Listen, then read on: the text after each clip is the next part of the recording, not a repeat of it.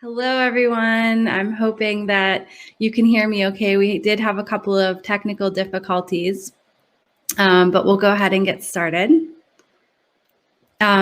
Before we jump into the presentation, I do want to say thank you to our session sponsor today, Bally Design and Vertex. Thanks for sponsoring this session. We'll go ahead and get started with the presentation. And by the way, feel free to send over some questions as I'm talking. I will review them at the end of the presentation. Try to place the questions, in the questions section in the Q&A as opposed to the chat so that we can make sure that we see them at the end.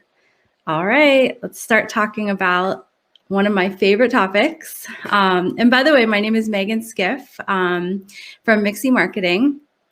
And I am going to talk today about how to plan and execute your product launch from a marketing perspective. So one of the things that I have found in working with my clients and working with various tech companies over the years is there's often different levels of planning and perspective on a product launch. I have heard things many, many times like, it's a no-brainer. If we did our job, it will sell itself, or the product will stand by itself. There's a lot of energy and effort and planning and work and love that goes into building any product. And from the company's perspective, it's often very easy to see what the value is. But throughout that process, sometimes we lose sight of the fact that the customer doesn't know any of this yet. So what I'm going to talk about today are the things that you can put in place so that you can help your customers understand why they need to buy your product and take action on that right away. So let's go into some of the elements of a successful product launch. The first is pre-launch planning. And this might seem obvious, but let's go into a little bit more detail and you'll see why some of the pitfalls come up. So the goal here is to create a timeline to execute your marketing deliverables that relate to your product launch. A couple of things that you should keep in mind is that you should start early. Now, if you have a product that you have not planned a product launch for and you're ready to go to market, that does not mean that it's too late and that you can't do it, but you should look at every single product launch as kind of a living, breathing process. And, next time, learn the lesson to start earlier. Now, how early do you need to start? That really depends. It depends on the importance of the product launch and the size of the launch. So, you really want to make an effort to match the importance of your launch with the work that you're putting into your product launch and also with the time that you devote to getting everything started early. The next thing is just to create a simple schedule of all of the launch assets in one place. This schedule should have all of the items that you are creating, everyone who's responsible for them, the buyers that are associated with each asset, and all of the details of the tactical things that you need to create. And now that we kind of have that tactical piece out of the way, we're going to jump back into the strategy and talk more about developing the messaging. So you're not going to actually jump into creating those assets yet. The purpose here is really just to have a plan of where you're going. The final thing here, I did mention that this is kind of a living, breathing process. It's something that you're not always going to get right the first time. So you always want to schedule a lesson learned meeting as you begin to plan your product launch so that you have time set aside at the end of the product launch to take a look at what worked really well and what didn't work so well. All right, so let's go into the most important phase of the process, which is the pre-launch strategy and messaging. So the goal here is to translate the features of your product into your customer's perceived value. So I'll go into some more detail here. Like I said, this is the most important phase of your product launch planning. The work that you do in this phase is really going to determine whether or not your product launch is successful. So the first thing that you want to understand is how your product fits into the greater context of what's going on in the market, and also how that fits in with the value that your company provides. So you're going to take a look at the market drivers that are establishing a need for the product. You're also going to look to understand how that product is going to connect with your company's mission or the vision of your company's founders. And this is really an opportunity to highlight, any unique perspectives that your company has, or even kind of channel some of the energy and passion of your founders into some excitement around the launch. And then finally, you want to go into some detail about what problem is addressed by the product or the solution that you've created. The next piece of this, which is a critical piece of the puzzle, is to map the value of the product to the buyer based on their role and their needs. So for many products, there are several different types of buyers or buyer personas that you've outlined in your marketing strategy.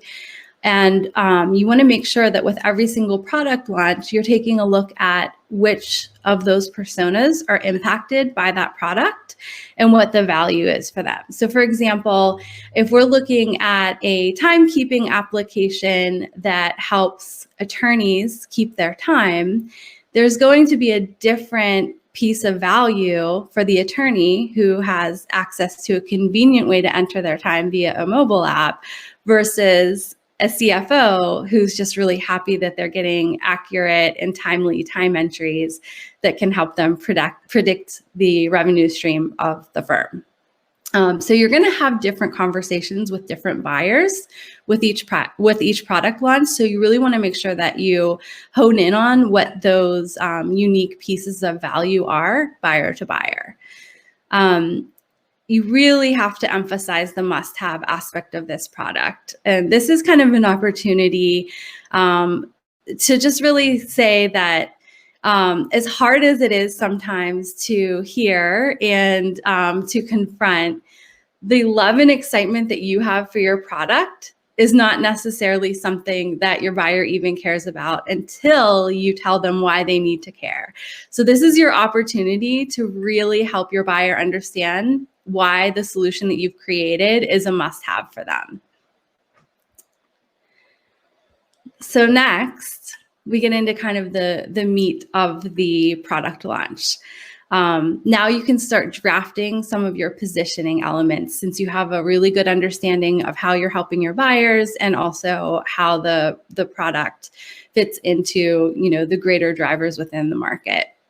So these are some of the pieces that you will want to create within a formal messaging document. Now, this is an internal document that you will circulate internally, and we'll talk a little bit about that more. But these individual pieces that you're creating, you will be able to use for all of your external marketing deliverables. So essentially what you're doing is you're doing a lot of the work up front now to make sure that you have the right messaging, and then you're creating a document that's going to make the rest of your execution very, very easy and fast, because you already have everything pretty much written out. So it's not only an efficient way to do a product launch, this is the way that you can really just make sure that your messaging is right. So include, the vision, which I mentioned a little bit earlier. You'll want to include a tagline for your launch, a positioning statement, a thought out and thorough explanation of the problem that you're solving, the value proposition overall of the product, and also individual value propositions for each of your personas. And then also a list of product benefits, not features, not specs, but what your customer is going to get out of the new product.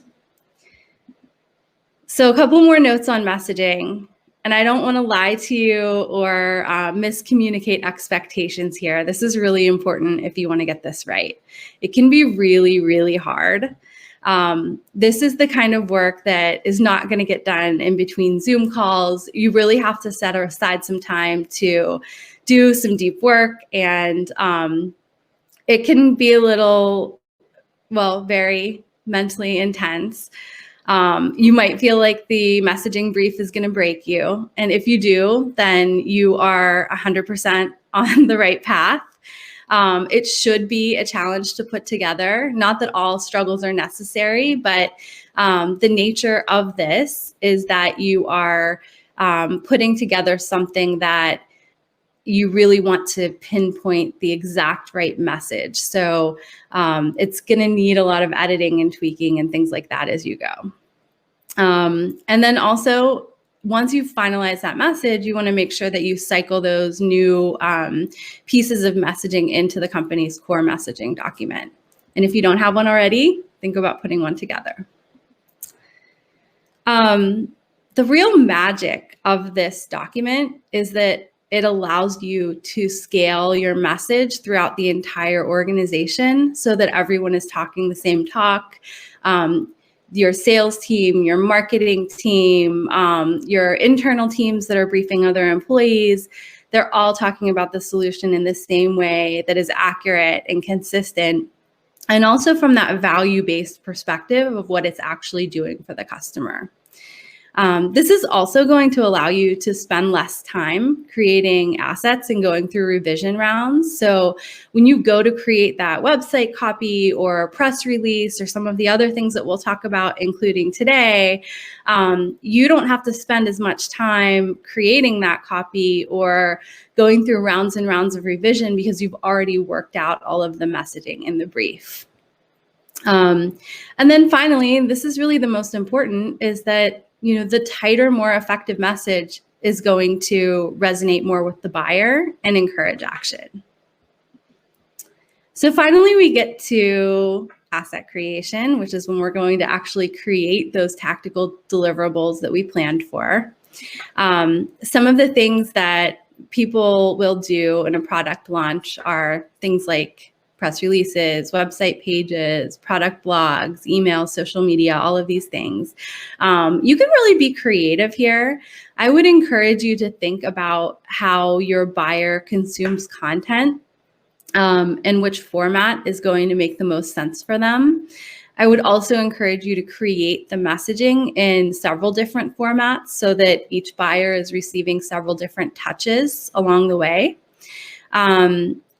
A lot of companies will simply do a press release, but I have found that it's really important to go beyond that and really start to educate the buyer on the real value that's, being put forth in the release or in the new product. One other thing I do want to mention here is that if you're working with, a new technology that has not yet been possible in the market, it can take a little bit more time to help the market understand that the technology even exists, or even some of the problems that exist that they would need the technology to solve. They could be problems that they have but don't even know yet. So in that case, it's really important to start creating educational content like blog posts well in advance of your product release. Even in some instances, we've done that 6 to 12 months in advance when we know something's on the roadmap, but that the market isn't quite ready for it. You can start talking about some of the concepts from kind of a higher level educational standpoint to get the market thinking the way that you want them to think when it's time to actually announce the new product. A couple more notes on assets. So I already mentioned that, several touches for each buyer is really important, but I'll say it again. All of this and every type of marketing at the end of the day is all about the buyer. So we really want to make sure that we are reaching them in every way possible. Very important, when you get to this phase of actually creating assets, every single asset should reflect the messaging that is in the approved brief. If it does not, and it's not in alignment, it should not get approved. Otherwise, it just completely erases the value of the brief. And then, like I mentioned, educational pieces are something that you can use very well in advance of your product launch to help get everyone ready and thinking the way that you want them to.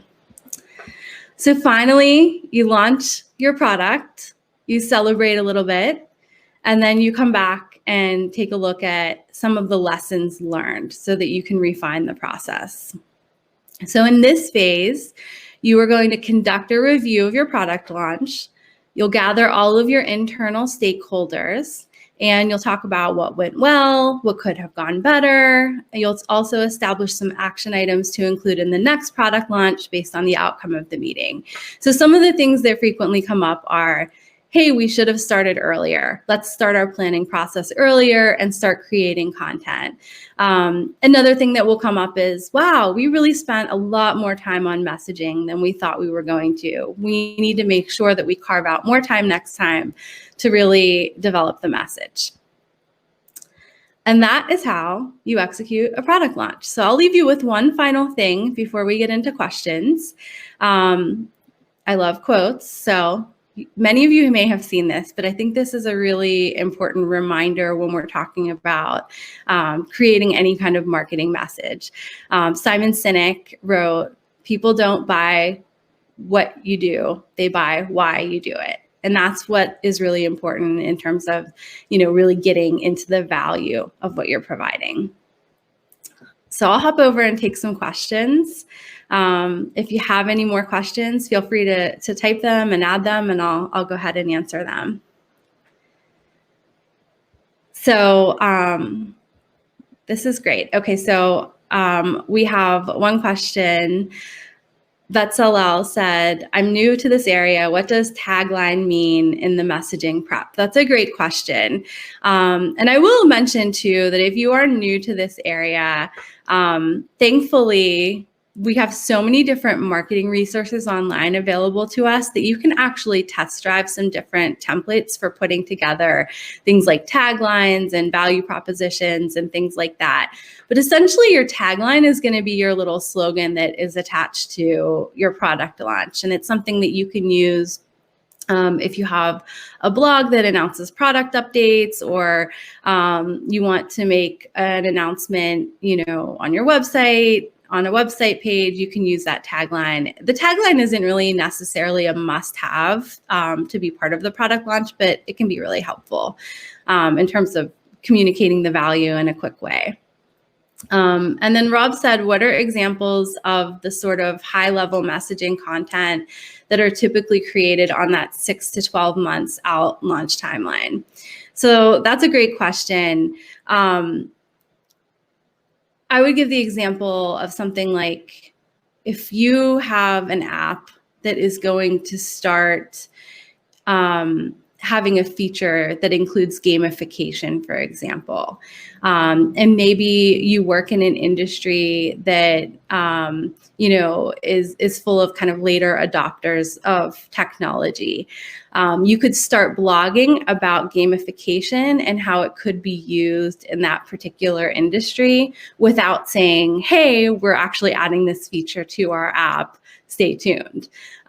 You could just kind of talk about the idea of implementing that type of technology, or if it's something that has to do with kind of a shift in how people do things, or better practices. You could talk about best practices in a certain area that maybe your technology isn't addressing yet, but is on the roadmap. Caitlin wants to know, do you have a specific template to share that you find helpful? I do have some templates. If you want to follow up with me afterwards, I can definitely send those over to you. Anyone else have questions?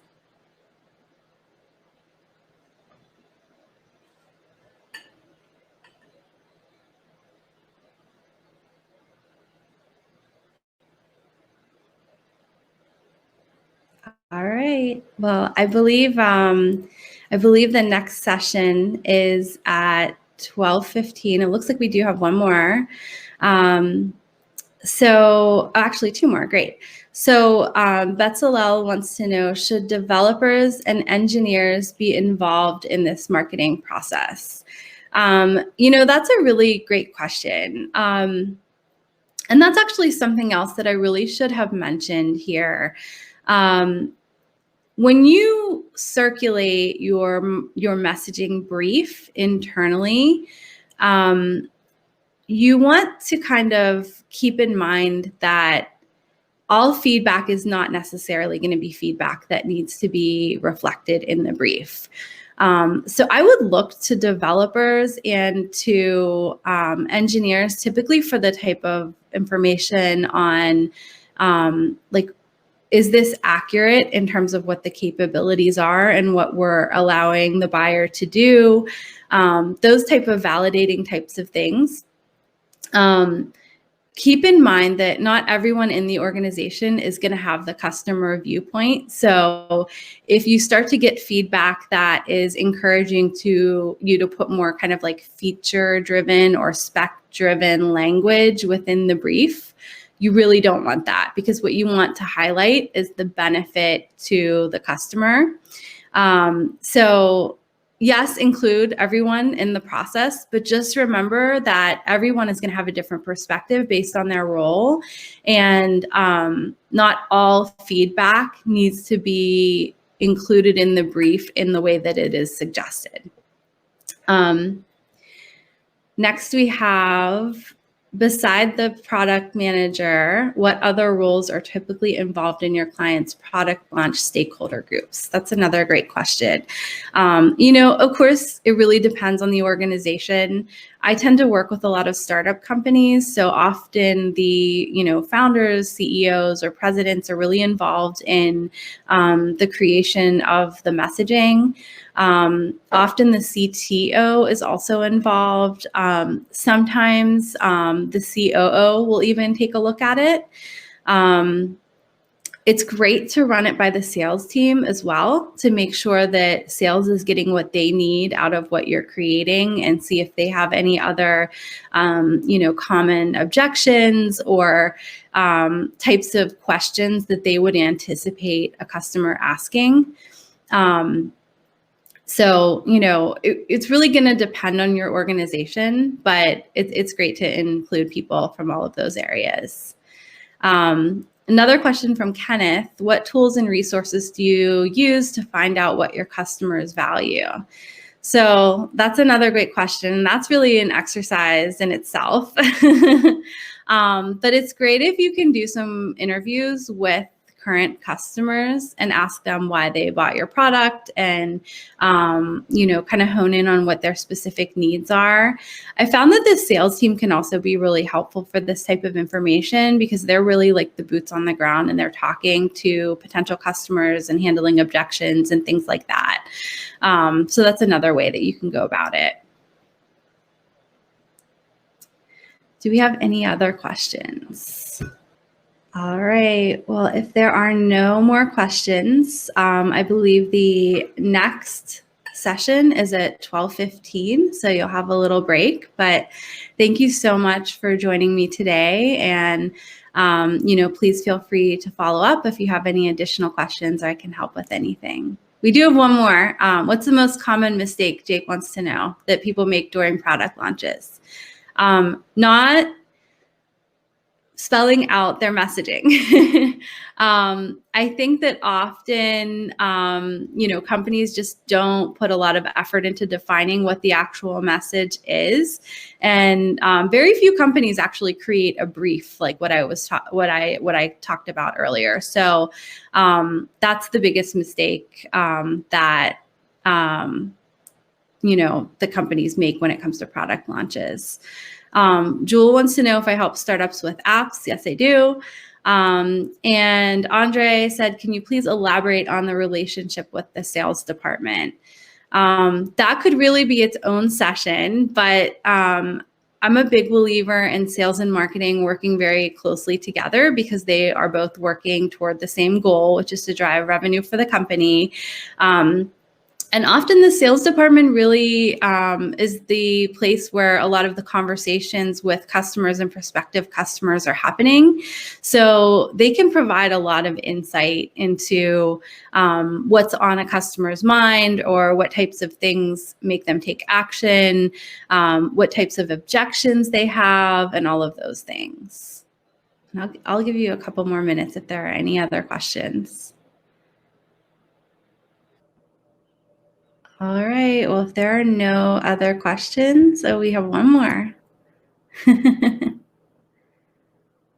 Okay. Betsalel said, are there any other roles in this process that should not be done by a single person? Well, I mean, I think that really just depends on the size of the organization, and also what you have planned for your product launch. And I'm not sure if you're referring to kind of like a one-person marketing department or not. Typically, in that schedule of deliverables, there are several different people that are involved in the process. So I would say that, even with a small team, you will have several different people that are, helping to make the product launch successful. And yes, I can share some templates, Jenny. Do we have any other questions?